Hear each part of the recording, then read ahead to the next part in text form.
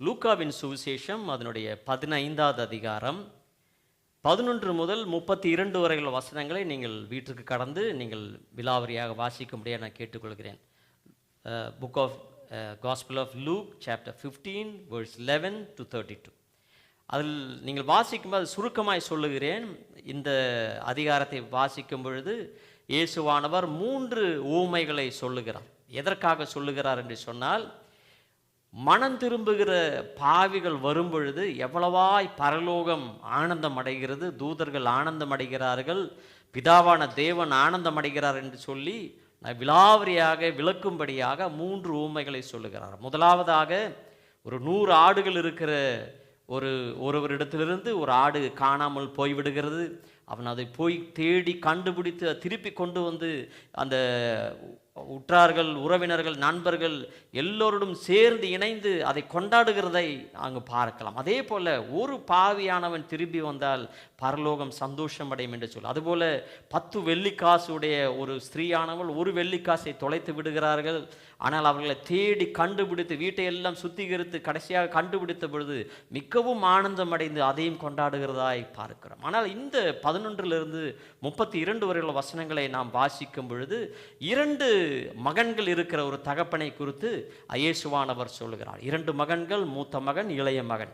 அந்த இளைய மகனானவன் என்ன சொல்லுகிறான்? தகப்பனை பார்த்து, தகப்பனே, எனக்கு சேர வேண்டிய அந்த சொத்தெல்லாம் எனக்கு தாரும், நான் இந்த வீட்டிலிருந்து நான் தூர தேசத்திற்கு போக வேண்டும், நான் தனிமையில் வாழ வேண்டும், எனக்கு தனிமையாக ஏதாவது செய்து ஒரு பெரிய காரியத்தை சாதிக்க வேண்டும் என்றெல்லாம் நான் நினைத்து கொண்டிருக்கிறேன், அதனால் எனக்கு சேர வேண்டிய சொத்தை எனக்கு தாரும் என்று சொல்லி அவன் வற்புறுத்தி கேட்கிறான். அவன் மிகவும் விசனத்தோடு இருந்தால் கூட தகப்பனானவர் அவனுக்கு சேர வேண்டிய சொத்தை எல்லாம் கொடுக்கிறார். அந்த சொத்து கிடைத்த மாத்திரத்திலே அவன் சற்று சில தினங்களுக்குள்ளாக அதை எல்லாவற்றையும் விற்று அதை பானமாக்கி காசாக்கி அவன் என்ன செய்கிறான்? தூர தேசத்துக்கு அவன் கடந்து போகிறான். அவன் இருந்த ஊரில் மிகவும் தூரத்தில் அவன் கடந்து போகிறான்.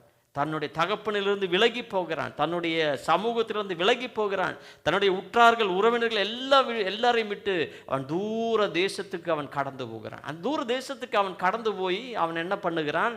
அந்த காசு பணம்லாம் இருக்கிற காரணத்தில் அநேக நண்பர்கள், அநேக விதமான பழக்க வழக்கங்களில், கெட்ட பழக்க வழக்கங்களில் அவன் வாழ்ந்து எல்லாவற்றையும் அவன் இழந்து விடுகிறான். எல்லாம் இழந்து விட்டு அவன் பார்க்கும் பொழுது, அவன் வரும்பொழுது செல்வத்தோடு வந்தான், செழிப்பாய் வந்தான், அழகாயிருந்தான், ஆரோக்கியத்தோடு கூட இருந்தான். இப்பொழுது செல்வமும் போயிடுச்சு, செழிப்பும் போயிடுச்சு, கூடியிருந்த நண்பர்களும் போய்விட்டார்கள், எல்லோரும் கைவிட்டு விட்டார்கள். அவன் ஒரு நேரம் உணவு கூட கிடைக்க முடியாமல் அவன் கஷ்டப்பட்டு கொண்டிருந்த பொழுது அவன் அந்த ஊரில் இருக்கிற ஒரு பண்ணையில் இருந்த ஒருவரிடத்தில் போய் வேலைக்கு செய்கிறான். அது என்ன பண்ணை?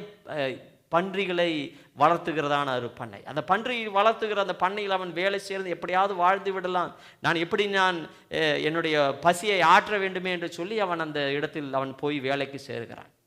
அந்த இடத்தில் சேர்கிறான். ஆனால் அந்த பன்றி கூட இருக்கும் பொழுது பன்றி தின்கிற அந்த தவிடாகிலும் சாப்பிட்டு என்னுடைய வயிற்றில் பசியை போக்கலாம் என்று அவன் முயற்சிக்கிறான். ஆனால் ஒருவரும் அவனுக்கு அதை கூட கொடுக்காமல் இருக்கிறார். அப்படி இருக்கும் பொழுது 17வது வசனத்தை நாம் வாசிப்போம். அப்படி அவன் இருக்கும் பொழுது அவனுக்கு புத்தி தெளிந்த போது, எல்லாரும் சொல்லுங்க, புத்தி தெளிந்த போது, அவன் என் தகப்பனுடைய கூலிக்காரர் எத்தனையோ பேருக்கு பூர்த்தியான சாப்பாடு இருக்கிறது, நானோ பசியினால் சாகிறேன் என்று அங்கே பார்க்கிறோம். பிரியமானவர்களே, 2 தீமோத்தேயுவின் நிருபம் 1வது அதிகாரம் அதனுடைய 7வது வசனத்தை வாசித்து பாருங்கள்.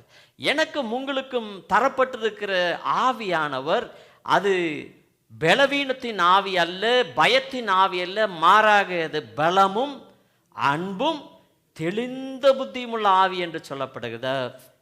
The spirit that was given to us not of fear but of power, love and sound mind என்று ஆங்கிலத்தில் சொல்லப்பட்டிருக்கு. பிரியமானவர்களே, நானும் நீங்களும் தேவனிடத்தில் எப்பொழுதெல்லாம் விலகி இருக்கிறோமோ நம்மை பஞ்சம் தேடி வரும். ஹல்லேலூயா.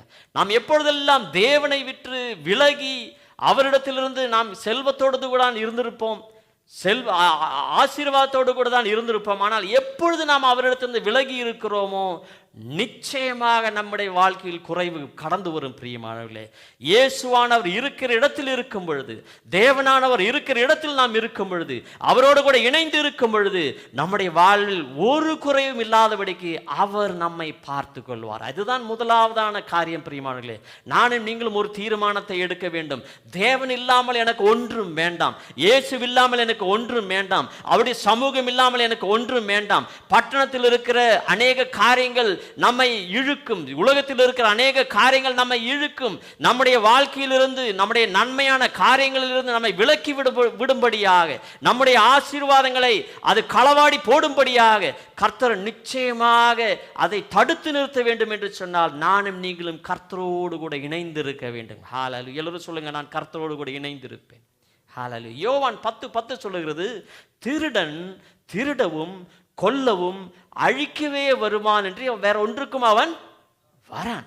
ஆனால் நானோ, இயேசுவானவர் சொல், நானோ உங்களுக்கு ஜீவனும் அது பரிபூர்ணப்படவும் வந்தேன் என்று சொல்ல, எனக்கும் உங்களுக்கும் பரிபூர்ண ஜீவன் தர வேண்டும் என்று சொல்லி அவர் ஆசையோடு கூட இருக்கிறார். இந்த இடத்தில் பார்க்கும் பொழுது இந்த இளைய குமாரனை குறித்து அநேகர் சொல்லுகிறார்கள். கெட்ட குமாரன், ப்ராடிகல் சன், இளைய குமாரன் சொல்லி அநேக கதைகள் சொல்லுகிறார். ஆனால் இதிலிருந்து நான் கற்றுக்கொண்ட ஒரு நல்ல ஒரு காரியத்தை உங்களுக்கு நான் சொல்ல ஆசைப்படுகிறேன். பிரியமானவர்களே, இந்த இடத்தில் பார்க்கும் பொழுது இந்த பிதாவானவர் எப்படிப்பட்டவர் என்று பார்க்கும் பொழுது, பிதாவானவருடைய வீட்டில் அநேக வேலையாட்கள் இருக்கிறார்கள். அந்த வேலையாட்களுக்கு பூர்ணமாய் சாப்பாடு கொடுத்து அவர்களை அன்போடு கூட விசாரிக்கிறவராக, ஆறுதல் படுத்துபவர்களாக, அவருக்கு வேண்டிய காரியங்களை செய்து கொடுக்கிற ஒரு நல்ல ஒரு தகப்பனாய் இருந்தார். ஹல்லேலூயா. அங்க பாருங்கள், எப்படி இது சொல்லுகிறேன் என்று சொன்னால், இங்க பாருங்க, என் 17வது வசனம் மீண்டும் வாசி. என் தகப்பனுடைய கூலிக்காரர் எத்தனையோ பேருக்கு பூர்த்தியான சாப்பாடு இருக்கிறது. இந்த இளைய மகன் வீட்டில் இருந்த பொழுது தகப்பன் எப்படியாக அந்த வீட்டில் இருக்கிற வேலைக்காரர்களுக்கு, கூலிக்காரர்களுக்கு தகப்பன் எவ்வளவு கிருபையாய், மன உருக்கத்தோடு கூட, மிகவும் தயாளத்தோடு கூட, மிகவும் தாராளமாய், திருப்தியாய், அற்ப சொற்பமாய் அல்ல, ஏராளமாய், தாராளமாய் அவர்களுக்கு கொடுத்து திருப்திப்படுத்துகிறதை அவன் கண்டிருக்கிறான். ஹல்லேலூயா. என்னுடைய தகப்பனும் உங்களுடைய தகப்பனும் அவர் தயாளனாய் இருக்கிறார். எல்லாரும் சொல்லுங்க, என்னுடைய தகப்பன் தயாளன். தயாளன் சொன்னா தாராளமாய் நமக்கு தருகிற தேவன். அவருடைய அன்புக்கு இணையே இல்லை. பிரியமானவர்களே, ஹல்லேலூயா. அவருடைய அன்புக்கு முன்பாக நம்முடைய இந்த உலகத்தில் இருக்கிற ஒரு வார்த்தைக்கும் அதை விவரிக்கவே முடியாது. ஹல்லேலூயா. தெய்வ ஸ்நேகம் வர்ணிச்சிடான் വാക്കുകൾ പോരാ, നന്ദി ചൊല്ലി തീർക്കുവാനീ ജീവിതം പോരാ. കഷ്ടപ്പാടിൻ കാലങ്ങളിൽ രക്ഷിക്കുന്ന സ്നേഹമോർത്താൽ എത്ര സ്തുതിച്ചാലും മതി വരുമോ. தேவ அன்பை வர்ணிக்கத்தான் வார்த்தைகள் போதா, நன்றி சொல்லி தீர்க்குவானாய் வாழ்க்கையும் போதா. ஆம் பிரியமானவர்களே, இந்த உலகத்தில் ஒரு வார்த்தைக்கும் அவருடைய அன்பை விளக்க முடியவே முடியாது. ஹல்லேலூயா. அவர் அன்பாகவே இருக்கிறார். ஹல்லேலூயா. 1 யோவான் 4வது அதிகாரம் 8வது வசனத்தை வாசித்து பாருங்கள். தேவன் அன்பாகவே இருக்கிறார். தேவனில் அன்பு இருக்கிறது என்றல்ல.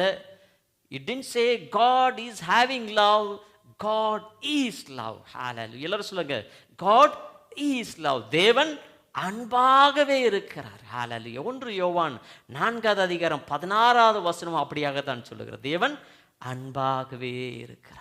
தேவன் அன்பாக இருந்ததினால் இந்த உலகத்தில் என்ன நடந்தது பிரியமானவர்களே? யோவான் 3வது அதிகாரம் 16வது வசனத்தை வாசித்து பாருங்கள். God so loved the world that he gave his only begotten son to save the whole world. Hallelujah.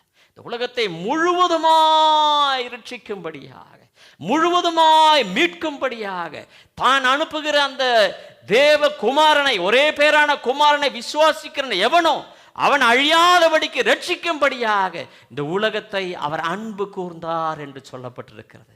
நானும் நீங்களும் பாவிகளாய் இருக்கும் பொழுது கிறிஸ்துவானவர் எனக்காக உங்களுக்காக மரித்தார் என்று கர்த்தருடைய வசனம் சொல்லுகிறது. பிரியமானவர்களே, ரோமர் 5வது அதிகாரம் 8வது வசனம் சொல்லுகிறது. ஹல்லேலூயா. இந்த அன்பிலிருந்து யாராவது நம்மை பிரிக்க முடியுமா?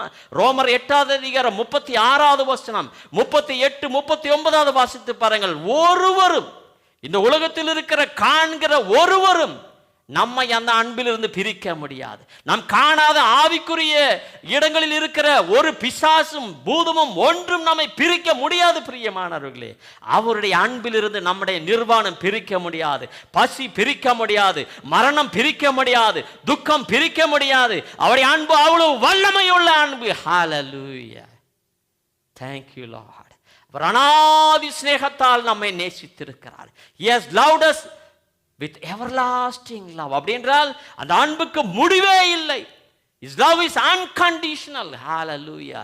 ஒரு நிபந்தனையும் இல்லாத அன்பு அவருடைய அன்பு. Hallelujah. இன்று வாசித்த சங்கீதங்களின் புத்தகம் 86வது அதிகாரம் அதனுடைய 15வது வசனம் வாசித்து பாருங்கள். ஆண்டவரே, நீர் மன உருக்கமும் இரக்கமும் நீடிய பொறுமையும் பூரண கிருபையும் சத்தியமும் உள்ள தேவன். Hallelujah. He is merciful God. He is gracious God. He is long suffering God. His love is abounding. Hallelujah. அவருடைய அன்பு அளவற்ற அன்பாய் இருக்கிறது. Hallelujah. அவருடைய அன்பிற்கு முன்பாக நீங்கள் நீங்கள் கண்களை மூடி வண்ணமாக கரங்களை உயர்த்தி தேவனே உமக்கு நன்றி என்று சொல்வீர்களா? பிரியமானவர்களே, என்னையும் உங்களையும் நேசித்தபடியினால் அவர் ஒரே பேரான குமாரன் என்று கூட பாராமல் அவர் எனக்காக உங்களுக்காக அவரை நொறுக்க சித்தமானார். பிரியமானவர்களே, ஹல்லேலூயா. ஏசாயாவின் புத்தகம் 53வது அதிகாரம் 10வது வசனத்தை வாசித்து பாருங்கள். என்னை நேசித்தபடியினால், உங்களை நேசித்தபடியினால் அவருடைய ஒரே பேரான குமாரனை அவர் நொறுக்க சித்தமானார். ஹல்லேலூயா. எவ்வளவு பெரிய அன்பு பாருங்கள் பிரியமானவர்களே. அந்த அன்பிற்கு முன்பாக நம்மை முற்றிலுமாய் சமர்ப்பிப்போமா? அவருடைய ஒரே அன்பான குமாரனை கொடுத்தபடியினால் அதோடு கூட எல்லாம் அவர் கொடுக்காமல் இருப்பாரா? பிரியமானவர்களே, நிச்சயமாக அவர் நமக்கு தருவார். நாம் நினைத்ததை காட்டிலும், நாம் வேண்டிக் கொள்வதை காட்டிலும், நம்முடைய அருகதையை காட்டிலும் மேலானவைகளை நமக்கு தந்து நம்மை திருப்தியாக்க அவர் வல்லவராயிருக்கிறார். நானும் நீங்களும் செய்ய வேண்டியது 81வது சங்கீதம் 10வது வசனம் சொல்லுகிறபடியாக, நீங்கள் வாய்களை விரிவாய் திறங்கள், நான் உங்களை நிரப்புவேன் என்று சொன்ன வார்த்தை உங்களுக்கு அருகாமையில் இப்பொழுது நின்று கொண்டிருக்கிறார். பிரியமானவர்களே, வாய்களை திறந்த வண்ணமாய் அவரை துதியுங்கள். ஆண்டவரே, எங்கள் மேல் காண்பித்த அன்பிற்காய் நன்றி, எங்கள் மேல் காண்பித்த இரக்கத்திற்காய் நன்றி, எங்கள் மேல் காண்பிக்கிற மன உருக்கத்திற்காய் நன்றி, எங்கள் மேல் பாராட்டின கிருபைகளுக்காய் நன்றி, நன்றி, நன்றி. ஹல்லேலூயா. அநேக வருடங்களுக்கு முன்பதாக எனக்கு ஒரு அருமையான ஒரு சகோதரன் இருக்கிறார். அந்த சகோதரன் என்னுடைய வீட்டுக்கு கடந்து வந்தார். கடந்து வந்து என்னிடத்தில் அநேக காரியங்களை அவர் பேசிக் கொண்டிருந்தார். அந்த நேரத்தில் அவர் வேலையை இழந்த வண்ணமாய் இருந்த ஒரு சகோதரன். அந்த சகோதரத்தில் பேசிக்கொண்டிருந்த பொழுது ஆவியானவர் என்னுடைய மனதில் ஒரு வார்த்தையை தந்தார், இந்த மகனிடத்தில் சொல்லும்படியாக. மிகுந்த தாழ்மையோடு சொல்லுகிறேன் பிரியமானவர்களே, நம்முடைய வார்த்தைகளை மற்றவர்களை ஆறுதல் படுத்த முடியாது, ஆனால் தேவனுடைய வார்த்தையோ ஆறுதல் படுத்தும், தேவனுடைய வார்த்தையை உற்சாகப்படுத்தும், தேவனுடைய வார்த்தையை அவர்களை ஊக்குவிக்கும், தேவனுடைய வார்த்தையை அவர்களை உயர்த்தும். பிரியமானவர்களே, ஹல்லேலூயா. அது என்ன வார்த்தை தெரியுமா? 81வது சங்கீதம் 16வது வசனம். அவர் உச்சிதமான கோதுமையினால் உங்களை போஷிப்பார், கண்மலையின் தேனினால் உங்களை திருப்தியாக்குவார் என்று சொன்ன வார்த்தையை அந்த அருமையான சகோதரனுக்கு நான் சொல்லும்படி ஆயிற்று. என்ன நடந்தது என்று தெரியுமா? ஒரு வருடம் அவர் மிகுந்த கஷ்டத்தில் அவர் கடந்து போனார். வேலை இல்லை, மனைவியோட வேலை, பிள்ளைகள் எல்லாம் படித்து கொண்டிருக்கிறார்கள். ஆனால் அதன் மத்தியிலும் அவருக்கு வேண்டிய எல்லா விதமான காரியங்களும் ஏற்ற வேளையில் தேவன் செய்து கொடுத்தார். ஒரு வருடம் கழித்த பொழுது அவர் எந்த காரணத்தினால் அந்த வேலை இழந்தாரோ அந்த காரணத்தை மாற்றி போடும்படியாக அந்த அந்த அந்த அரசு அந்த ரூல்ஸை மாற்றினது. ஹல்லேலூயா. அந்த ரூல்ஸை மாற்றி மீண்டுமாக அந்த ஒரு வேளையில் அவர் சேரும்படியாக கிருபை செய்தார். தேவன் அவர் பட்சாவாதம் உள்ளவர் அல்ல. அந்த சகோதரனுக்கு செய்த அதே தேவன் இன்றும் உயிரோடு இருக்கிறார். இயேசுவானவர் நேற்றும் இன்றும் என்றும் மாறாதவராய் இருக்கிறார். ஹல்லேலூயா. அந்த இயேசுவானவர் உங்களுக்கு அருகாமையில் நிற்கிறார். நம்முடைய ஆராதனை மத்தியில் சகோதரன் ராஜன் மிகவும் அருமையான ஒரு வார்த்தையை சொன்னார். சங்கீதங்களின் புஸ்தகம் 113 அதிகாரம் 7 வசனம். சிறியவனை அவர் புழுதியிலிருந்து தூக்கி விடுகிறார். ஹல்லேலூயா. எளியவனை கோப்பையிலிருந்து அவர் உயர்த்துகிறவராய் இருக்கிறார். என்னுடைய தேவன் எப்படிப்பட்ட தேவன்? என்னுடைய பிதாவானவர் அவர் வீட்டில் இருக்கும் பொழுது எப்படியாக இருக்க என்னை தூக்கி விடுகிற தேவனாய் இருக்கிறார். எல்லாரும் சொல்லுங்க, தூக்கி விடுகிற தேவன், என்னை உயர்த்துகிற தேவனாய் இருக்கிறார். சங்கீதங்களின் புஸ்தகம் 40வது அதிகாரத்தை வாசித்து பாருங்கள். பயங்கரமான குழியிலும் உளையான சேற்றிலிருந்தும் என்னை கைப்பிடித்து உயர்த்தி அவர் கண்மலையின் மேல் நிறுத்துவேன் என்று சொல்லுகிறார். ஹல்லேலூயா. பிரியமானவர்களே, யார் இந்த கண்மலை? நம்முடைய இயேசுவானவர் தான் கண்மலை. பிதாவின் நீங்கள் வீட்டில் இருக்கும் பொழுது, அவருடைய தேவனின் சமூகத்தில் நீங்கள் இருக்கும் பொழுது, நீங்கள் ஒரு நாளும் தகர்ந்து போவது கிடையாது. பிரியமானவர்களே, ஒரு நாள் நீங்கள் அழிந்து போவது கிடையாது. நிச்சயமாகவே அதி நிச்சயமாக உங்களை உயர்த்த அவர் வல்லவராயிருக்கிறார். ஹல்லேலூயா. தேவன் ஒரு நாள் நம்மை மறக்கிற தேவன் அல்ல. மீண்டுமா என்ற சகோதரன் சொன்னான், ஸ்திரீயானவள் கர்ப்பத்தின் பிள்ளையை அவர் மறப்பாளோ? அவள் மறந்தாலும் நான் உங்களை மறப்பேன் என்று சொல்லுகிறார். ஹல்லேலூயா. ஏசாயாவின் புஸ்தகம் 49வது அதிகாரம் 15வது வசனம் அப்படியாக சொல்லுகிறது. நான் உங்களுடைய பெயர்களை என்னுடைய உள்ளங்கைகளில் வரைந்திருக்கிறேன், உங்கள் மதில்கள் எனக்கு முன்பாக இருக்கிறது என்று சொல்லுங்க. உங்களுடைய பெயர்களையும் என்னுடைய பெயர்களையும் யாருடைய கைகளில் இருக்கிறது? நம்மை சிருஷ்டித்தவரின் கரங்களில் அவர் கொத்தி வைக்கப்படும். It has been engraved onto his palm. It is not just written, it is engraved. கொத்தி வைக்கப்பட்டிருக்கிறது. அந்த கரங்களில் அவர் பார்க்கும் பொழுதெல்லாம் என்னுடைய மகன் என்னிடத்தில் வருகிறார், என்னுடைய மகள் என்னிடத்தில் வருகிறார், இவருடைய கண்களில் இருக்கிற முகங்களில் இருக்கிற கண்ணீர் எல்லாவற்றையும் நான் துடைப்பேன், நிச்சயமாக இவருடைய நிந்தையை நான் மாற்றுவேன் என்று அவர் கர்த்தர் சொல்லுகிறார். பிரியமான ஏசாயாவின் புஸ்தகம் 25வது அதிகாரம் 8வது வசனம் அப்படியாக சொல்லுகிறது. உங்களுடைய எல்லா முகங்களில் இருக்கிற கண்ணீரை, துக்கத்தின் கண்ணீராய் இருக்கலாம், கவலையின் கண்ணீராய் இருக்கலாம், சந்தேகத்தின் கண்ணீராய், என்னுடைய வாழ்க்கை என்ன ஆகிறதோ என்று சொல்லி மிகுந்த வேதனையோடு கூட கலக்கத்தோடு கூட இருக்கிறீர்களா? உங்களுக்கு சமீபமாய் கர்த்தர் இருக்கிறார். நொறுங்குண்ட இருதயம் உள்ளவர்களுக்கு அவர் சமீபமாய் இருக்கிற தேவன் சொல்லுகிறார், உங்களுடைய கண்ணீரை நான் துடைப்பேன், உங்களுடைய நிந்தனைகளை நான் மாற்றுவேன் என்று கர்த்தர் சொல்லுகிறார். பிரியமானவர்களே, கர்த்தருடைய அந்த வசனங்களை நீங்கள் வாசிக்கும் பொழுது எல்லாம் இது என்னோடு தான் பேசிக் கொண்டிருக்கிறார், எனக்காக தான் பேசிக் கொண்டிருக்கிறார், என்னை தான் ஆறுதல் படுத்துகிறார், என்னை தான் தேற்றுகிறார், என்னை தான் உற்சாகப்படுத்துகிறார் சொல்லி ஏற்றெடுத்துக் கொள்ளுங்கள். பிரியமான ஆமென் என்று சொல்லி ஏற்றெடுத்துக் கொள்ளுங்கள். ஹல்லேலூயா. ஒவ்வொரு ஆமெனும் அப்படியே ஆகட்டும் என்று அதனுடைய அர்த்தமாய் இருக்கிறது. ஹல்லேலூயா. ஏசாயாவின் புஸ்தகம் 35வது அதிகாரம் 10வது வசனம் சொல்லுகிறது, மீட்கப்பட்டவர்களாகிய நானும் நீங்களும் கடந்து வரும் பொழுது அவர் நித்திய மகிழ்ச்சியை தருவாராம். ஹல்லேலூயா. என்ன தருவார்? நித்திய மகிழ்ச்சியை தருவார். ஹல்லேலூயா. தவிப்பும் சஞ்சலமும் ஓடி போகும் என்று சொல்லப்பட. சஞ்சலத்தோடு கூட இருக்கிறீர்களா? தவித்துக் கொண்டிருக்கிறீர்களா? நானும் நீங்களும் என்ன செய்ய வேண்டும்? நீங்கள் நன்றாய் புரிந்து கொள்ளும், நானும் நீங்களும் மீட்கப்பட்டவர்களாய் இருக்கிறோம். எப்படிப்பட்டவர்கள்? மீட்கப்பட்டவர்கள். எப்படியாக மீட்கப்பட்டிருக்கிறோம் பிரியமானவர்களே? அழிந்து போகிற பொன்னினால அல்ல, அழிந்து போகிற வெள்ளினால அல்ல, அழிந்து போகிற இந்த உலகத்தில் இருக்கிற நம்ம எல்லா பொருட்களால அல்ல பிரியமானவர்களே. அழியாத பரிசுத்த ரத்தத்தால், பரிசுத்தமான ரத்தத்தால், இயேசுவின் ரத்தத்தால் நான் மீட்கப்பட்டிருக்கிறேன். எல்லாரும் சொல்லுங்க, இயேசுவின் ரத்தத்தால் நான் மீட்கப்பட்டிருக்கிறேன், இயேசுவின் ரத்தத்தால் நான் மீட்கப்பட்டிருக்கிறேன். ஏசாயாவின் புஸ்தகம் 43வது அதிகாரம் 1வது வசனம் சொல்லுகிறது, நான் உன்னை மீட்டுக் கொண்டேன், உன்னை பெயர் சொல்லி அழைத்தேன் என்று கர்த்தர் சொல்லுகிறார்.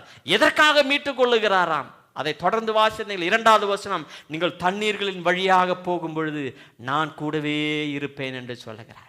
நீங்கள் ஆறுகளை கடக்கும் போது அந்த தண்ணீர் உங்கள் மேல் புரளுவதில்லை. நீங்கள் அக்கினியின் நடுவாக நடந்தால் நீங்கள் வெந்து போவதில்லை, அக்கினி உங்கள் மேல் ஆட்கொள்ளுவதில்லை என்று கர்த்தர் சொல்லுகிறார். என்னுடைய தேவன் உங்களை பாதுகாப்பாய் அக்கறைக்கு கொண்டு சேர்க்க வல்லவராய் இருக்கிறார். இந்த தேசத்தில் நாம் சற்று காலம் தான் வாழ்ந்து கொண்டிருக்க போறோம். இந்த உலகத்தில் சற்று காலம் தான் வாழ்ந்து கொண்டு போக இருக்கிறோம். பிரியமானவர்களே, நானும் நீங்களும் நித்திய தேசத்திற்குள்ளாய் பிரவேசிக்கும்படியாக இருக்கிறோம். அந்த பிதாவானவர் காத்து கொண்டிருக்கிறார். இந்த இளைய குமாரன் விலகி ஓடி போனான், எல்லாவற்றையும் விட்டு விட்டான். அவன் திரும்பி வந்த பொழுது தேவன் அந்த பிதாவானவர் அவனுக்காக காத்து கொண்டிருந்தார். அவனை மறக்கவில்லை. ஐயோ அவன் போய்விட்டான், அப்படியே போகட்டும் என்று அவனை மறக்கவில்லை. ஏசாயாவின் புஸ்தகம் 44வது அதிகாரம் 21வது வசனம் சொல்லுகிறது, நீ என்னால் மறக்கப்படுவதில்லை என்று சொல்லியிருக்கிறார். ஹல்லேலூயா.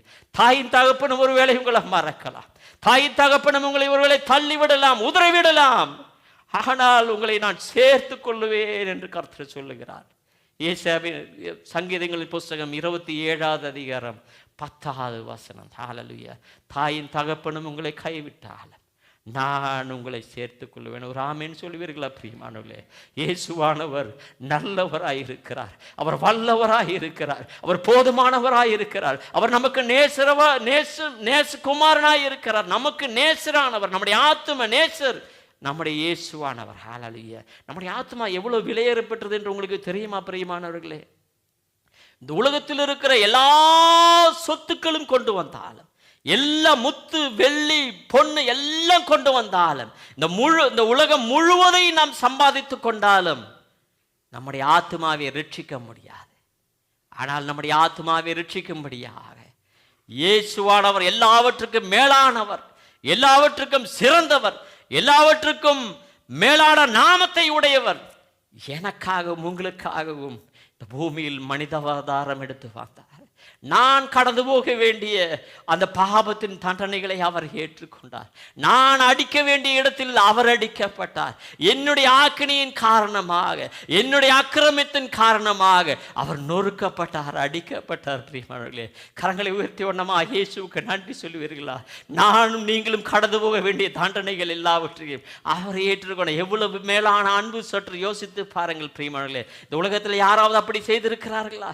நமக்கு வேண்டிய உணவு தரலாம், நமக்கு வேண்டிய எல்லா விதமான நாம் படிக்க வேண்டிய காரிய வசதிகளை செய்து தரலாம், தங்க வேண்டிய வீட்டை தரலாம், நமக்கு உடுக்க வேண்டிய உடுப்பை தரலாம், நாம் சஞ்சரிக்க வேண்டிய வாகனத்தை தரலாம். ஆனால் அவருடைய உயிர்களை அவர் தருவார்களா பிரியமானவர்களே?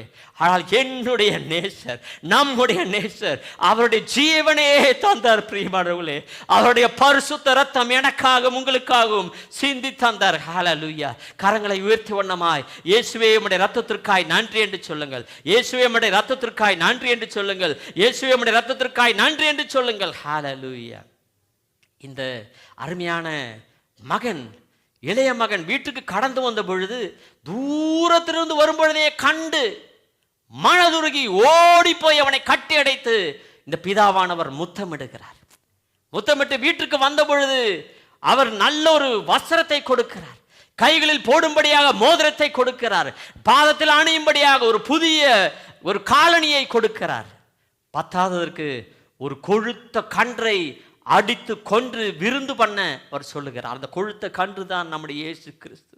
எனக்காகவும் உங்களுக்காகவும் அடிக்கப்பட்ட அந்த கொழுத்த கன்று பிரியமானவர்களே, எனக்காகவும் உங்களுக்காகவும் அவர் அடிக்கப்பட்டார், எனக்காகவும் உங்களுக்காகவும் அவர் நொறுக்கப்பட்டார். நீங்கள் ஒரு நாளும் சொல்லக்கூடாது என்னை நேசிக்க யாரும் இல்லை, என்னை ஆறுதல் படுத்த யாரும் இல்லை, என்னை விசாரிக்க யாரும் இல்லை என்று நீங்கள் ஒருவரும் சொல்லக்கூடாது பிரியமானவர்களே. நீங்கள் அனாதைகள் அல்ல, நீங்கள் அனாதைகள் அல்ல. உங்களை விசாரிக்க ஒருவர் இருக்கிறார், உங்களை விசாரிக்கிற ஒருவர் இருக்கிறார், உங்களை விசாரிக்கிற ஒருவர் இருக்கிறார். அந்த விசாரிக்கிற தேவன் தான் நம்முடைய பிதாவானவர் பிரியமானவர்களே. அந்த தேவன் என்னை உங்களை பார்த்து சொல்லுகிறார், நான் விசாரிக்கிறவராய் இருக்கிறபடியினால் உங்களுடைய கவலைகள் எல்லாவற்றையும் என் மேல் வைத்து விடுங்கள், நான் உங்களுடைய கவலைகளை மாற்றுவேன் என்று சொல்லுங்கள். எல்லோரும் சொல்லுங்கள், நான் என்னுடைய கவலை உம்முடைய கரங்களாய் ஒப்படைக்கிறேன் ஆண்டவரே. கர்த்தருடைய வசனம் சொல்லுகிறது, மத்தேயுவின் சுவிசேஷம் 11வது அதிகாரம் 28வது வசனம். இயேசுவானவர் சொல்லுகிறார், வருத்தப்பட்டு பாரம் சுமக்கிறவர்களே நீங்கள் எல்லோரும் என்னிடத்தில் வாருங்கள், உங்களுக்கு நான் இளைப்பாறுதல் தருவேன் என்று சொல்லுகிறார். நீங்க நன்றாய் அந்த வசனத்தை கவனிங்கள் பிரியமானவர்களே. பாரம் சுமக்கிறவர்களே நீங்கள் என்னிடத்தில் வாருங்கள் என்று அல்ல, வருத்தப்பட்டு பாரம் சுமக்கிறவர்கள் என்று. ஏனென்று சொன்னால் இந்த உலகத்தில் நமக்கு உபத்திரவங்கள் உண்டு, ஆனாலும் நீங்கள் திடன் கொள்ளுங்கள், இந்த உலகத்தை ஜெயித்திருக்கிறேன் என்று சொன்ன கர்த்தர் சொல்லுகிறார், பாரம் சுமப்பது நல்லதுதான், ஆனால் வருத்தப்பட்டு பாரம் சுமக்க கூடாது. மாறாக நீங்கள் என்னிடத்தில் வரும் பொழுது என்னிடத்தில் கற்றுக்கொண்டு நான் தருகிற சிலுவையை நீங்கள் ஏற்றுக்கொள்ளுங்கள், நான் தருகிற அந்த நுகத்தை ஏற்றுக்கொள்ள. எப்படிப்பட்ட நுகம்? அது மிகவும் லகுவான நுகம். எல்லாரும் சொல்லுங்க, லகுவான நுகம். The yoke that Jesus gives you is easy to carry. Hallelujah. The burden that Jesus gives you, it will be lighter to carry. Hallelujah. நுகங்கள் லகுவாய், நம்முடைய நம்ம எல்லாமே லகுவாயிருக்கும். ஹல்லேலூயா. என்ன அந்த நுகம் பிரியமானவர்களே?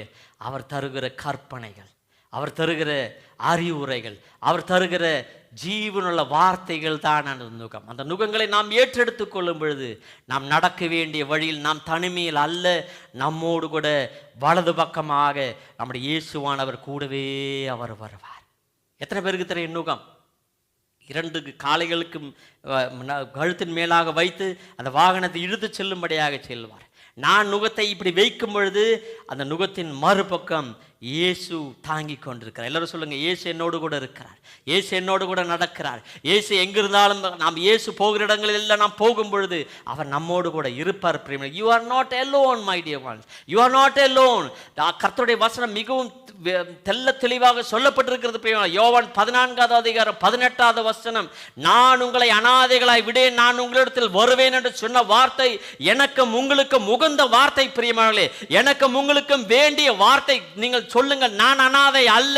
என்னுடைய இந்த உலகத்தில் இருக்கிற எல்லோரும் என்னை கைவிட்டாலும் என்னுடைய தேவன் என்னை கைவிட மாட்டார். அவர் ஒரு நாளும் என்னை வெறுக்க மாட்டார், ஒரு நாள் என்னை தள்ளிவிட மாட்டார், ஒரு நாள் என்னை மறக்க மாட்டார். அவ்வளவு மேலான அன்பு நிறைந்த தேவன் என்னுடைய தேவன். ஹல்லேலூயா.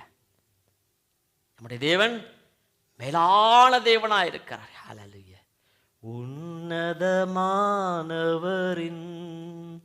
உயர் மறைவில் இருக்கிறவன், சர்வ வல்லவரின் நிழலில்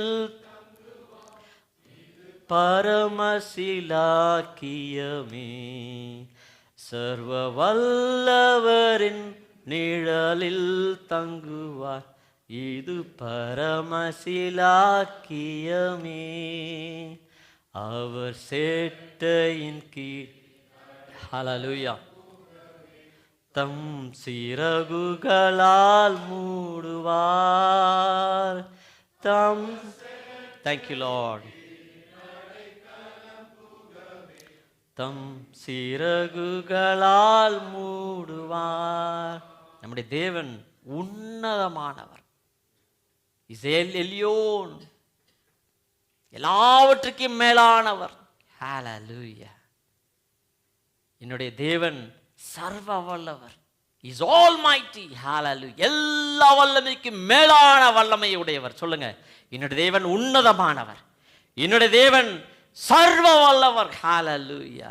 அப்படி இருக்கிற தேவன் சொல்லுகிறார், என்னுடைய செட்டைகளின் கீழாய் நீ வா மகனே, நான் உன்னை ஆறுதல் படுத்துவேன், நான் உன்னை பாதுகாத்துக் கொள்வேன், ஒரு தீங்கும் உன்னை அணுகாது, ஒரு வாதியும் உன்னுடைய கூடாரத்தை பற்றாது, ஒரு நாளும் ஒரு தீங்கும் உங்களுக்கு நேராக வருவது இல்லை. பிரியமானவர்களே, அப்படியே வந்தாலும் ஏசாயாவின் புத்தகம் 54வது அதிகாரம் சொல்லுகிறது, சத்ருவானவன் பெரு வெள்ளத்தை போல் வந்தாலும் அவனுக்கு எதிராக கொடியை உயர்த்துகிற ஆவியானவர் நமக்காய் இருக்கிறார். பிரியமானவர்களே, ஹல்லேலூயா.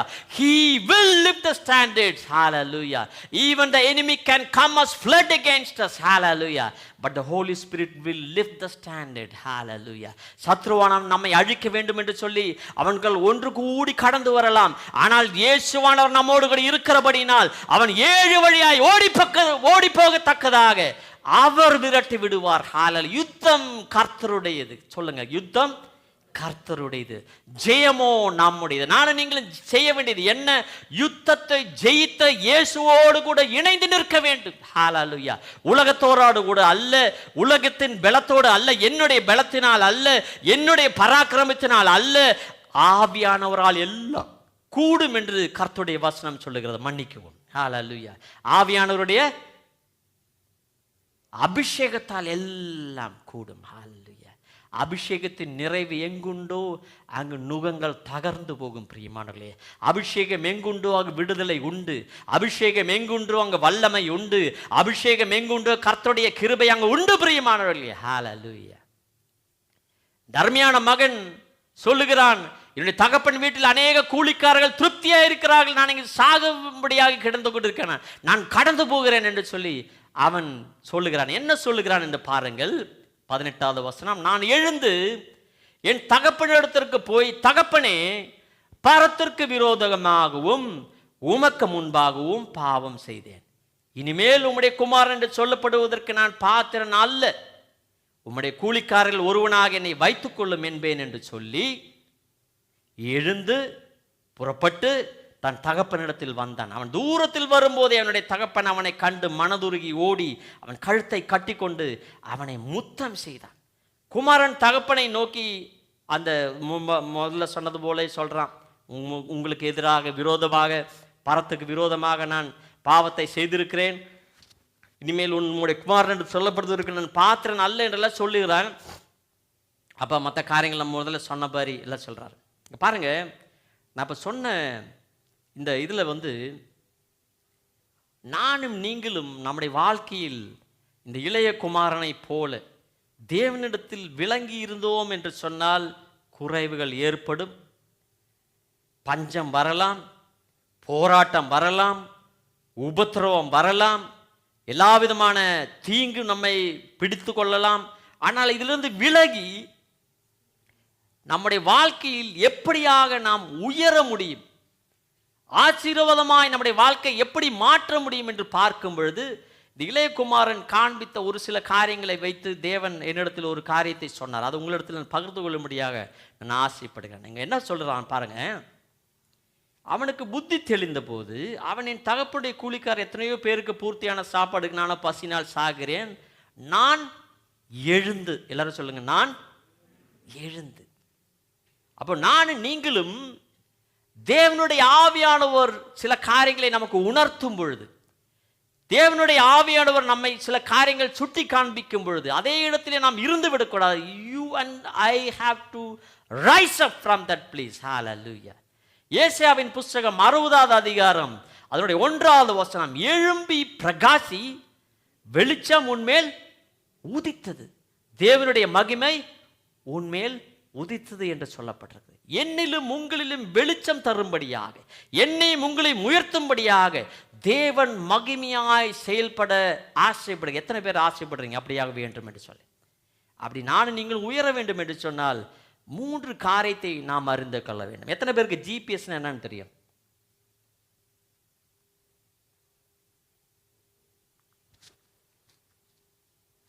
ஈஸியான ஒரு மெத்தட் சொல்லித்தரேன். இப்போ நீங்கள் வெளியில் இறங்குறீங்க, பயங்கரமாக பசிக்குது, என்னுடைய அருமையான ஒரு சகோதரன் கேட்டார், எங்கே நல்ல பிரியாணி கிடைக்கும் அப்படின்னு கேட்டார்.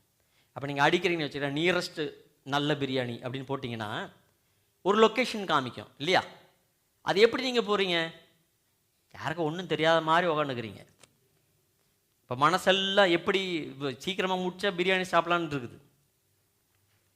எப்படி போவீங்க?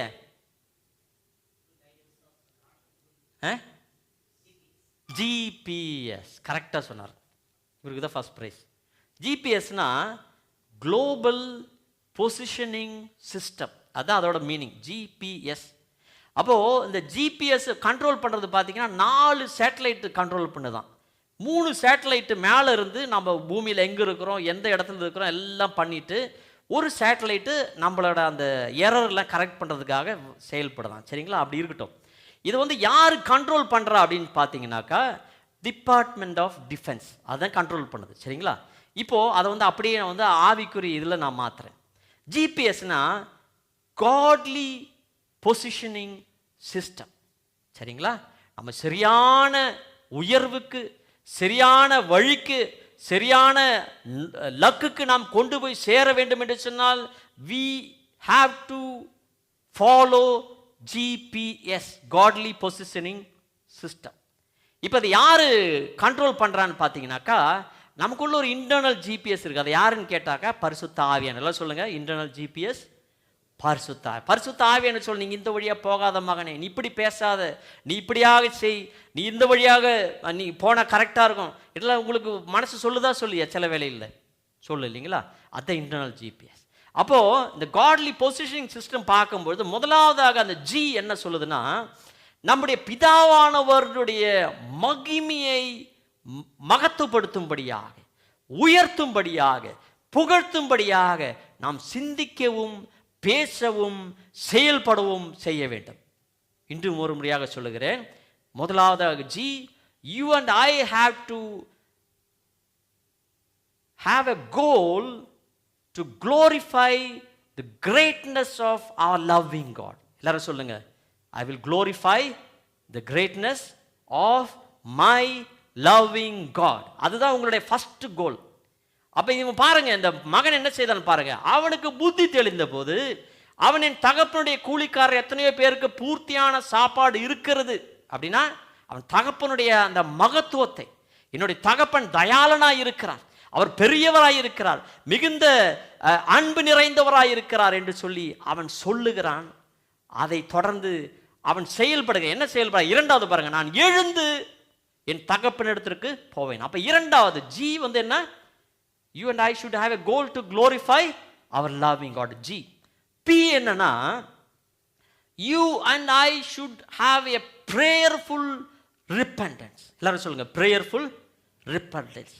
ஜெபத்தோடு கூடியுள்ள மனம் திரும்புதல், ஜெபத்தோடு கூடியுள்ள மனஸ்தாபம், ஜெபத்தோடு கூடியுள்ள மீண்டுமாக நான் பிதாவின் இடத்திற்கு செல்லுவேன் என்று சொல்லி அவன் சொல்லி எப்படியாக சொல்லுகிறான் பாருங்க. எழுந்து தகப்பனத்திற்கு போய், அப்பா எனக்கு கொண்டு போன காசுலாம் தொலைஞ்சு போச்சு, முடிஞ்சு போச்சு, அதனால் நீங்கள் என்னை சேர்த்துங்க நான் சொன்னான். அவன் என்ன சொல்கிறான் பாருங்க, பரத்திற்கு விரோதமாகவும் உமக்கு முன்பாகவும் பாவம் செய்தேன் என்று சொல்லி அவன் அறிக்கை எழுதுகிறாய் சொல்லுங்க பார்க்கிறோம். புரிஞ்சுதுங்க உங்களுக்கு? So repentance is not just telling that I have done something wrong. That's not enough. That is not repentance. That is just a confession. சரிங்களா? நான் பாவம் செய்துட்டேன், தவறு செய்துட்டேன், என்னுடைய வாழ்க்கையில் குறைவுகள் எல்லாம் நான் செஞ்ச குத்தத்தினால தான் அப்படின்னு சொல்லிட்டு இருக்கிறனால ஒரு பிரயோஜனம் இல்லை.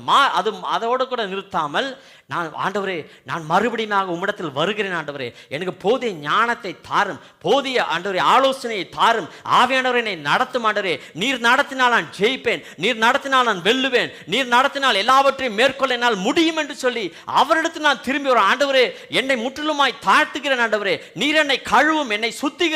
அவரிடத்தில் நாம் கடந்து வந்து நாம் ஒப்பு கொடுக்கும் பொழுது, மனம் திரும்பும் பொழுது நிச்சயமாக அவர் நம்மை மன்னிப்பார், அவர் விடுவிப்பார். பிரியமானவர்களே, ஹalleluya. அவருடைய ரத்தம் சகல பாவங்களை கழுவி சுத்திகரிக்க வல்லமையுள்ள ரத்தமாய் இருக்கிறது. நம்முடைய தவறுகளை ஏற்று அவரிடத்தில் நாம் சொல்லும் பொழுது, நாம் ஏற்றெடுத்து நம்ம கர்த்தருடைய சமூகத்தில் கடந்து சென்று எல்லாவற்றையும் ஒப்படைக்கும் பொழுது, தேவனே அடியின் இதா ஆண்டவரே, என்னை மன்னியும், என்னை பரிசுத்தப்படுத்தும், என்னை கழுவும், என்னுடைய சிந்தைகளில் வந்த பாவங்களை கழுவும். எல்லாம் இப்படிதான் நாம் பேசிக் கொண்டிருக்கும். நீங்கள் சொல்லுங்கள், கண்களை மூடிக்கொள்ளுங்கள். என்னுடைய பாவங்களை கழுவும் ஆண்டவரே, என்னுடைய சிந்தைகளை கழுவும் ஆண்டவரே, என்னுடைய எண்ணத்தில் வந்த குறைவுகளை கழுவும், என்னுடைய வார்த்தைகளில் வந்த குறைவுகளை கழுவும், என்னுடைய செய்கைகளில் வந்த குறைவுகளை கழுவும் ஆண்டவரே. செய்யக்கூடாத காரியங்களை நான் செய்தேன் ஆண்டவரே, செய்ய வேண்டிய காரியங்களை நான் செய்யவில்லை, என்னை மன்னியும் ஆண்டவரே, எனக்கு போதுமான ஞானத்தை தாரும், நீர்தான் என்னை வல்லமையாய் நடத்த வேண்டும், நீர்தான் என்னை வல்லமையாய் உயர்த்த வேண்டும், நீர்தான் என்னை கிருபையாய் ஆண்டவரே எல்லாவற்றையும் ஆண்டவரே என்னை வணைந்து ஒரு அழகான பாத்திரமாய் மாற்ற வேண்டும் ஆண்டவரே. நீர் குயவன் ஆண்டவரே, நான் களிமண், என்னை மறுரூபப்படுத்துவதற்காய் ஸ்தோத்திரம், என்னை புதிய பாத்திரமாய் வணைந்து கொள்வதற்காய் ஸ்தோத்திரம். நீர் போதுமானவராய் இருக்கிறீர் ஆண்டவரே, நான் இருக்கிறதை போல அல்ல ஆண்டவரே, உம்முடைய நாமத்தின் மகிமைக்காக எழுந்து பிரகாசிக்க கிருபை தாரும் ஆண்டவரே என்று சொல்லி என்னையும் உங்களையும் நாம் ஒப்புவிக்கும் பொழுது, கர்த்தர் பெரிதான காரியங்களை, புதிதான காரியங்களை, மகிமையான காரியங்களை என்னுடைய வாழ்க்கையில் உங்களுடைய வாழ்க்கையில் அவர் செய்ய போதுமானவராய் இருக்கிறார். ஹalleluya. எல்லாம் ஏற்றெடுத்துக் கொள்ளுங்கள் பிரியமானவர்களே. வறண்ட நிலங்களில் அவர் ஆறுகளை புறப்பட பண்ணுகிற தேவன், அவர் ஆறுகளை, அவர் எல்லாவற்றையும் அவர் உங்களை வாழ்க்கையில் செழிப்பாய் மாற்றும்படியாக அவர் மாற்றுவார். நாம் செய்ய வேண்டியது எல்லாம் நம்முடைய சுய புத்தியின் மேல் சாயாமல் அவர் மேல் பற்றி கொண்டிருக்கும் பொழுது, அவர் மேல் நம்பிக்கை கொண்டிருக்கும் பொழுது, அவர்தான் என்னுடைய எதிர்பார்ப்பு, அவர்தான் என்னுடைய எதிர்காலம், அவர்தான் எனக்கு போதுமானவர், அவர்தான் எனக்கு வல்லவர் என்று சொல்லி அவரையே நாம் இறுக்கமாய் பிடித்துக் கொள்ளும் பொழுது ஒரு நாளும் நீங்கள் வெட்கப்பட்டு போவதில்லை. ஹalleluya. ஒரு நாள் நீங்கள் வெட்கப்பட்டு போவதில்லை, ஒரு நாள் நீங்கள் வெட்கப்பட்டு போவதில்லை. ஹalleluya. நம்முடைய தேவன் நம்மை ஆசீர்வதிக்கிற தேவனாய் இருக்கிறார். நம்முடைய தேவன் நம்மேல் அன்பு கூறுகிற தேவனாய் இருக்கிறார். அவர் அன்பு கூர்ந்து தம்முடைய ஒரே பேரான குமாரன் இயேசுவை எனக்காகவும் உங்களுக்காகவும் மீட்கும்படியாக அனுப்புவார் என்று சொன்னால், அதோடு கூட எல்லாம் தராமல் இருப்பாரா பிரியமானவர்கள்? யோசித்து பாருங்கள். வேலை இல்லாமல் இருக்கிறீர்களா? தேவனிடத்தில் கடந்து வந்து சொல்லுங்கள், ஒரு பொருத்தனை செய்யுங்கள். தேவனை எனக்கு வேலை தரும் பொழுது வல்லமையாக உம்முடைய நாமத்தின் மகிமைக்காக அதிகமாய் நான் அநேக காரியங்களை செய்ய நான் ஆசை உள்ளவனாய் இருக்கிறேன் என்று சொல்லுங்கள். ஹalleluya. That should be your value added prayer. Hallelujah. உங்களுடைய ஜெபத்திற்கு ஒரு ஒரு ஒரு ஒரு வேல்யூவை வர்த்திக்க பண்ணும்படியாக சொல்லுங்கள். Hallelujah. வேலையை தாராண்டவர், அநேக காசு வரட்டும், அப்புறமா பார்த்துக்கலாம்னு சொல்ல, நீங்கள் இயேசுவுக்காக எழுந்து பிரகாசிக்கும் பொழுது கர்த்தர் உங்களை அதிக இடங்களில் உபயோகிப்பார், சாட்சியாய் நிறுத்துவார். உங்களுடைய வாழ்க்கையின் வழியாக அநேகர் தேவனை அறிந்து கொள்ளுவார்கள். Hallelujah. Thank you Lord. நம்ம ஏதோ வந்தோமோ உட்கார்ந்தோமோ பாட்டு பாடணும் ஆராதித்தோம் துதித்தோம் ரட்சிக்கப்பட்டோம், நல்லது. ஹalleluya. இன்று ராத்திரியில் அவர் வருவார் என்று சொன்னால் நம்முடைய உறவினர்கள் எங்க இருப்பார்கள்? நம்முடைய நண்பர்கள் எங்க இருப்பார்கள்? நம்மோடு கூட வேலை செய்து கொண்டிருக்கிறவர்கள் எங்க இருப்பார்கள்? யோசித்து பாருங்கள் பிரியமானவர்களே. ஆத்தும பாரம் நமக்கு இருக்கிறதா? நாம் ரட்சிக்கப்பட்டு விட்டோம், என்னுடைய மனைவி ரட்சிக்கப்பட்டு விட்டால், குழந்தைகள் ரட்சிக்கப்பட்டாச்சு, மற்றவர்களை கேடு வேண்டாம் கெட்டு போகட்டும் என்று விட்டு விடுகிறோமா? இயேசுவானவர் எனக்காகவும் உங்களுக்காகவும் இந்த மிகுந்த சந்தோஷத்தை, ரட்சிப்பின் சந்தத்தை தந்தாரே. ஹalleluya. இதை அனுபவிக்க மற்றவர்களுக்கும் ஒரு தருணத்தை நாம் கொடுக்க வேண்டும் அல்லவா? எபேசியருக்கு எழுதின நிருபம் 5வது அதிகாரம் 8வது வசனம் வாசித்து பாருங்கள். நானும் நீங்களும் ஒரு நாள் அந்தகாரமாயிருந்தோம். we were darkness. ஒளிக்குள்ளாக அவர் நம்மை அழைத்திருக்கிறார். நானும் நீங்களும் வெளிச்சத்தின் பிள்ளைகள், நானும் நீங்களும் தேவனுடைய ஜீவனுள்ள பிள்ளைகள், அவருடைய இரத்தத்தால் மீட்கப்பட்ட பிள்ளைகள், அவருடைய ஆவியினால் நிறைக்கப்பட்ட பிள்ளைகள். நம்முடைய வார்த்தைகள் எப்படியாக இருக்கிறது பிரியமானவர்களே? நம்முடைய சிந்தனைகள் எப்படியாக இருக்கிறது? வார்த்தை ஒரு முறை நான் சபைக்கு வருகிறேன், தினமும் நான் வேதாகமத்தை வாசிக்கிறேன், நல்லது. தினமும் நான் ஜெபிக்கிறேன், நல்லது. யாருக்காக ஜெபிக்கிறீர்கள்? எனக்காகவும் குடும்பத்திற்காகவும் தெரிந்த நண்பர்களுக்காகவும் ஜெபித்து கொண்டிருக்கிறேன். ஆவியானவர் சொல்லுகிறார், போதாது மகனே, போதாது மகளே. இந்த தேசத்தில் நம்மை கொண்டு வைத்ததின் நோக்கம், இந்த தேசத்தின் ரட்சிப்புக்காகவும் நாம் ஜெபிக்க வேண்டும். நாம் வேலை செய்திருக்கிற ஸ்தாபனமும் ரட்சிக்கப்பட வேண்டும். நம்முடைய உயர்ந்த அதிகாரிகள் ரட்சிக்கப்பட வேண்டும். நம்முடைய உடன் வேலையாட்கள் ரட்சிக்கப்பட வேண்டும். நாம் வேலை செய்து கொண்டிருக்கிற ஸ்கூல்ல இருக்கிற எல்லா பிள்ளைகளும் ரட்சிக்கப்பட வேண்டும். படித்துக் கொண்டிருக்கிற யூனிவர்சிட்டியில் படித்துக் கொண்டிருக்கிற பிள்ளைகள், ஸ்கூலில் படித்துக் கொண்டிருக்கிற பிள்ளைகள், உங்களுடைய நல் நடத்தியினாலே அங்க போய் காஸ்பல்ல நீங்க பேச வேணாம். You are the 5th gospel. நீங்கள் தான் 5வது காஸ்பல். ஹalleluya. உங்களை பார்க்கும் பொழுது, உங்களுடைய பேச்சுவார்த்தைகளை நடக்கைகளை பார்க்கும் பொழுது, let them experience Jesus Christ. Let your life resemble Jesus Christ. Let your life reflect Jesus Christ. Let your life be a representation of Jesus Christ. Hallelujah. இயேசுவை மற்றவர்களுக்கு வெளிப்படுத்துகிற விதமாக நம்முடைய வாழ்க்கையை மறுரூபப்படுத்தும்படியாக ஒப்புவிப்போமா? முதலாவதாக, our goal is to glorify our loving God. இரண்டாவது, we should be prayerfully repenting. மூன்றாவதாக, 100% surrender. அப்பனிடத்தில் கடந்து வந்து முழுமையாக ஒப்புவிக்கிறான். தகப்பனை, உமக்கு விரோதமாக, பரத்துக்கு விரோதமாக எல்லாவற்றையும் செய்து விட்டேன், கூலிக்காரில் ஒருவராக சேர்த்துக் கொள்ளுவீரா என்று சொல்லி வருகிறான். ஆனால் தகப்பனுடைய அன்பை பாருங்கள். அவருடைய அன்பு மன்னிக்கிற அன்பு. அவருடைய தகப்பன் அவனை அணைத்துக் கொள்ளுகிறார். தகப்பன் முத்தமிடுகிறார். தகப்பன் நல்லொரு வஸ்திரத்தை கொடுக்கிறார், நல்லொரு மோதிரத்தை கொடுக்கிறார், ஒரு காலணிகளை கொடுக்கிறார்.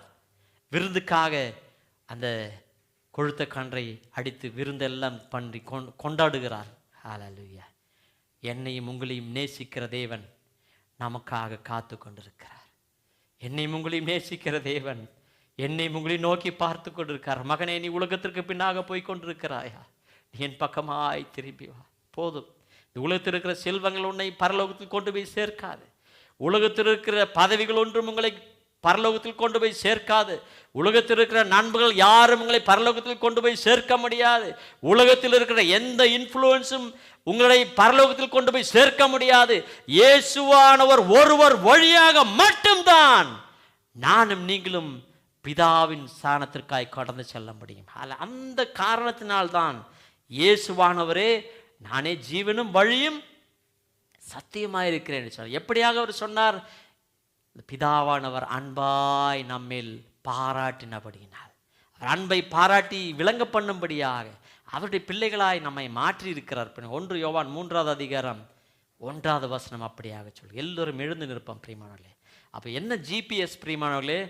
You and I should have a goal to glorify God. You and I should be prayerfully repenting every moment. And you and I should surrender our life 100% into His hand. நம்மை உயர்த்துகிற தேவன், நம்மை ஆசீர்வதிக்கிற தேவன் இன்றும் நமக்கு மத்தியிலாய் இருக்கிறார். எல்லோரும் சொல்லுவோமா? அன்பு கூறுவேன் இன்னும் அதிகமாய், ஆராதிப்பேன் இன்னும் ஆர்வமாய், அன்பு கூறுவேன். நான் முன்பு அன்பு கூறினது போல அல்ல, இன்னும் அதிகமாய் உண்மையில் அன்பு கூறுவேன் ஆண்டவர். இன்னும் ஆர்வமாய் உம்மை துதிப்பேன் ஆண்டவர். உள்ளத்தோடு ஆராதிப்பேன், முழு பலத்தோடு அன்பு கூறுவேன். ஆராதனை ஆராதனை ஆராதனை ஆராதனை ஆராதனை ஆராதனை. Thank you Lord. ஆராதனை ஆராதனை. பாட்டு பாடுறவங்க பாடிட்டே இருங்க, நிறுத்தாதீங்க தயவு செய்து. ஜெபநிலையில் இருங்கள் பிரியமானவர்களே. இயேசுவானவர் நம்மை ஒவ்வொருவரையும் தொட்டு கொண்டிருக்கிறார். ஹல்லேலூயா. இந்த சரீரத்தில் இருக்கிற வியாதிகளை அவர் மாற்றிக் கொண்டிருக்கிறார். அவருடைய ஆணி தழும்புகளால் நீங்கள் சுகமாயிருக்கிறீர்கள். உங்களுடைய வியாதிகள், பிணிகள் எல்லாவற்றையும் கர்த்தர் மாற்றிக் கொண்டிருக்கிறார். எல்லா விதமான தொண்டை வலிகளை அவர் மாற்றிக் கொண்டிருக்கிறார். எல்லா விதமான வயிற்று வலிகளையும் இயேசுவானவர் மாற்றிக் கொண்டிருக்கிறார். நீங்கள் பெற்றுக்கொள்ளுங்கள் பிரியமானவர்களே, பெற்றுக்கொள்ளுங்கள், பெற்றுக்கொள்ளுங்கள், பெற்றுக்கொள்ளுங்கள், பெற்றுக்கொள்ளுங்கள். Receive His healing, receive His touch upon your life. Hallelujah. ஆண்டவரே, நீர் எங்களை தொடுவதற்காய் நன்றி ஆண்டவரே. நீர் எங்களை விடுவித்ததற்காய் நன்றி ஆண்டவரே. முற்றிலுமாய் எங்களை தாழ்த்தி ஒப்புவிக்கிறோம். எங்களை விடுவித்து கிருபையின் மேல் கிருபை, ஆண்டவரே நன்மையின் மேல் நன்மை, ஆசீர்வாதத்தின் மேல் ஆசீர்வாதம் வருவதற்காய் சொந்தமானது. Thank you Lord. ஆராதனை ஆராதனை ஆராதனை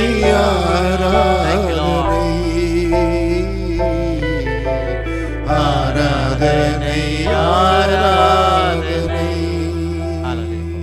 எல்லோரும் கண்களை மூடி வண்ணமாக வலது கரத்தை பரத்திற்கு நேராக உயர்த்தி, தேவனே எங்களோடு கூட பேசினதற்காய் நன்றி ஆண்டவரே. நாங்கள் இன்று முதல் உம்மை மகிமைப்படுத்த எங்களை ஒப்புவிக்கிறோம் ஆண்டவரே. எல்லா விதத்திலும் உம்மை நாங்கள் துதிப்போம், எல்லா விதத்திலும் உங்களை புகழ்வோம். எங்களுடைய கஷ்டங்களின் மத்தியில் உம்மை துதிப்போம், போராட்டத்தின் மத்தியில் உங்களை துதிப்போம், உபத்திரவத்தின் மத்தியில் உங்களை துதிப்போம் ஆண்டவர். ஏனென்றால் எங்களை பார்க்கிற தேவன் நீர் ஒருவர் இருக்கிறீர், எங்களை காண்கிற தேவன் நீர் இருக்கிறீர், எங்களை நடத்துகிற தேவன் ஒருவர் இருக்கிறீர், உயர்த்துகிற தேவன் ஒருவர் இருக்கிறீர், எனக்காக காத்து கொண்டிருக்கிற ஒரு தேவன் நீர் இருக்கிறீர் ஆண்டவரே. என்னை மன்னிக்கும்படியாக நீர் காத்து கொண்டிருக்கிறீர், என்னை உயர்த்தும்படியாக காத்து கொண்டிருக்கிறீர், என்னை கழுவி சுத்திகரிக்கும்படியாக காத்து கொண்டிருக்கிறீர், என்னை ஆசீர்வதிக்கும்படியாக எனக்காக காத்து கொண்டிருக்கிறார். நன்றி செலுத்துகிறோம் ஆண்டவரே. நீர் போதுமானவராய் இருக்கிறீர் ஆண்டவரே. அன்றே எங்களுடைய பாவங்களை, குற்றங்களை, குறைகளை தெள்ள தெளிவாக ஆவியானவரே எங்களுக்கு உணர்த்தி ஆண்டவரே, அது முழுமையாக மனம் திரும்புதலோடு அன்றே உம்முடைய சந்நிதிக்குள்ளாய் திரும்பி வரத்தக்கதாக கிருபை தாரும் ஆண்டவரே. பாவங்களை மறைக்கிறவன் அவன் வாழ்வடைய மாட்டான், ஆனால் அதை முற்றிலுமாய் ஒப்புவித்து ஆண்டவரே நான் இனிமேல் பாவம் செய்ய மாட்டேன், இனிமேல் நான் குற்றம் குறைகளை நான் செய்ய மாட்டேன் என்று சொல்லி ஒப்புவிக்கும் பொழுது அவருடைய கருணையும் கிருபையும் நமக்கு கிடைக்கும் பிரியமானவர்களே. ஹல்லேலூயா. மூன்றாவது, அவரிடத்தில் கடந்து வரும் பொழுது தேவனே அடியேன் இதா என்று சொல்லி முற்றிலுமாய் ஒப்புவீங்கள். ஹல்லேலூயா. ஆபிரகாம் அப்படியாகத்தான் சமர்ப்பித்தான். அவனுடைய வாழ்க்கை ஆசீர்வாதமாய் மாறினது. ஒரு நாளும் உங்களுடைய கீழ்ப்படிதல், என்னுடைய கீழ்ப்படிதல், it should not be 50%, it should be 100%. ஹalleluya. நம்முடைய கீழ்ப்படிதல் 100% இருக்க வேண்டும். ஹalleluya. ஒரே ஒரு உதாரணம் நான் சொல்கிறேன். என்னாகமத்தின் புஸ்தகம் 20வது அதிகாரத்தை நீங்கள் வீட்டில் கடந்து வாசித்து பாருங்கள். அங்கு இஸ்ரவேல் ஜனங்கள் எல்லோரும் ஒரு சீன் வனாந்திரத்திற்குள்ளாய் கடந்து செல்கிறார். அந்த இடத்திற்கு கடந்து சென்று குடிக்க தண்ணீர் இல்லை, எல்லோரும் புலம்புகிறார்கள். அப்பொழுது தேவன் சொல்லுகிறார், மோசே எடுத்து சொல்லுகிறார், உன்னிடத்தில் என்னுடைய அந்த சந்நிதியில் இந்த கோலை எடுத்துக்கொண்டு அந்த கண்மலை இடத்தில் போய் அந்த கண்மலை இடத்தில் நீ பேசு என்று சொல்லுகிறார். அதிலிருந்து தண்ணீர் புறப்படும் என்று சொல்லுகிறார். அவனும் அந்த கோலை எடுத்துக்கொண்டு அந்த கண்மலையின் இடத்தில் கடந்து செல்லுகிறான். இதுவரைக்கும் அவன் கீழ்ப்படிந்தான். ஆனால் தேவன் சொல்லாத ஒரு காரியத்தை அவன் பாறையின் மேல் 2 முறை அடித்தான். இருந்த போதிலும் தண்ணீர் புறப்பட்டது. எல்லோரும் மிருகங்களும் ஜனங்களும் குடித்தார்கள். ஆனால் ஒன்று அங்கு நடந்தது. தேவன் சொன்னார், இந்த சமூகத்திற்கு முன்பதாக நீர் என்னை விசுவாசிக்காமல் அவிசுவாசத்தை காண்பித்தபடியினால் நான் உங்களுக்கு வாக்குத்தத்தம் பண்ணின தேசத்திற்கு நீ கடந்து போவதில்லை என்று அவனுக்கு ஒரு தாக்கீதை கொடுக்கிறார். பிரியமானவர்களே, நானும் நீங்களும் செய்கிற காரியம் கற்பனைகளின் படியே நாம் செய்ய கற்றுக்கொள்ள வேண்டும். 100% பூர்ணமாய் சமர்ப்பித்து நாம் செய்வோம் என்று சொன்னால் நம்முடைய வாழ்க்கை பாக்கியமாய் இருக்கும். எல்லாரும் சொல்லுங்க, பாக்கியமாய் இருக்கும். ஹalleluya. எங்களை நேசிக்கிற எங்கள் பரம தகப்பனே, முற்றிலுமாய் எங்களை தாழ்த்தி ஒப்புவிக்கிறோம். உடைய நாமத்தை மகிமைப்படுத்துவோம். உண்மையாய் ஆண்டவரே மனம் திரும்பி அவருடைய பிள்ளைகளாய் பூர்ண சமர்ப்பணத்தோடு ஜீவிக்குவோம். எங்களுக்கு கிருபை தாரும். சகல கணம் மகிமை உமக்கே செலுத்துகிறோம். இன்றைய தினம் எங்களை ஒவ்வொருவரையும் தொட்டதற்காய், எங்களோடு இடைப்பட்டதற்காய் ஸ்தோத்திரம். நீரே ஆண்டவரே சகல மகிமையை ஏற்றெடுத்துக் கொள்ளும். இயேசுவின் நாமத்தில் பிதாவே, ஆமென்.